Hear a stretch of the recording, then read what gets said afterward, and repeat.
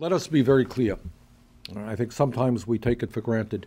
Social Security is the most successful federal program in our nation's history.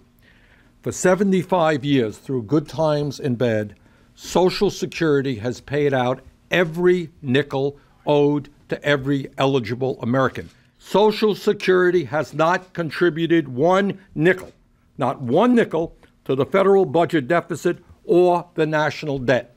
In fact, Social Security today has a $2.6 trillion surplus that is projected to grow to $4.2 trillion in 2023.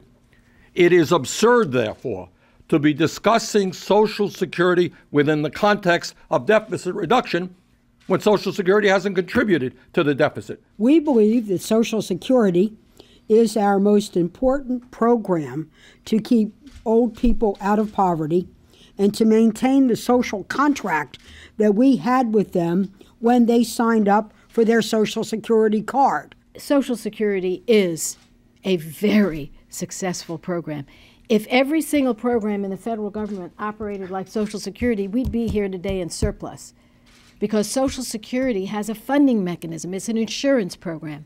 It works. Cutting Social Security to all of us up here is off the table.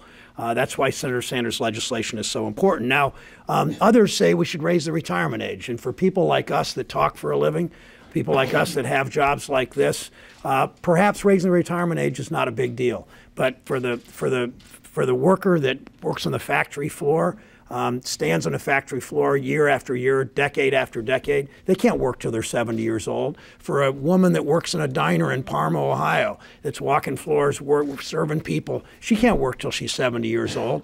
To a construction worker that's laying bricks, he can't work till he's 70 years old. This debate illustrates two classic adages. Number one, don't mess with success. And number two, if it ain't broke, don't fix it. Leading Republican senators have argued that if there is a government shutdown, that if there is a problem with the debt limit, that the first bills that should be paid should not be to Social Security beneficiaries. They should get to the end of the line, and private corporate interests that hold government bonds should get paid first.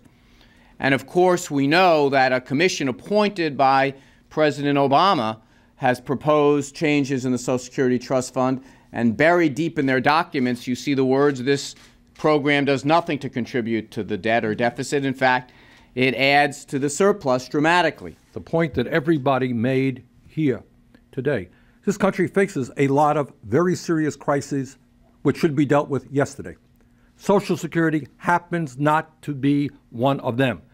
If you have a program that is a $2.6 trillion surplus that can pay out every benefit owed to every eligible American for 26 years, that is not a crisis situation.